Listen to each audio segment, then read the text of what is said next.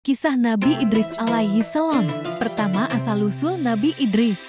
Nabi Idris adalah nabi kedua setelah Nabi Eden. Ia merupakan keturunan keenam dari Nabi Eden melalui jalur Nedem Syeds Anusi Hinan Mahlail Yared Idris. Nama aslinya adalah Ahnok Inek dalam tradisi lain. Dan ia lahir di Babilonia, Irak. Kedua, kenabian dan dakwah Nabi Idris. Allah mengangkat Idris sebagai nabi untuk membimbing kaumnya yang mulai menyembah berhala dan berbuat zalim. Ia mengajarkan tauhid, menyembah Allah yang esa, syalat dan puasa, zakat dan sedekah, menegakkan keadilan dan hukum Allah.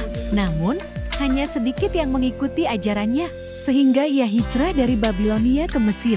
Ketiga, keistimewaan Nabi Idris, manusia pertama yang menulis dengan pena. Menjahit pakaian pertama kali, sebelumnya manusia hanya memakai kulit binatang. Menguasai ilmu astronomi, matematika, dan kedokteran.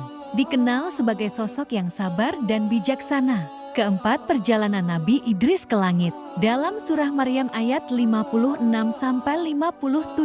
Allah menyebut Nabi Idris sebagai orang yang diangkat ke tempat tinggi. Menurut riwayat, malaikat Jibril membawanya ke langit keempat. Tempat ia bertemu dengan malaikat dan melihat keajaiban alam semesta.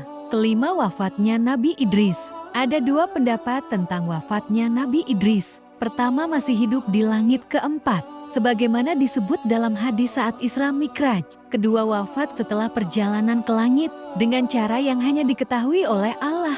Kesimpulan, Nabi Idris adalah nabi yang cerdas, berilmu tinggi, dan memiliki kedudukan khusus di sisi Allah. Kisahnya mengajarkan tentang pentingnya ilmu, kesabaran, dan ketakwaan kepada Allah. Wallahu alam.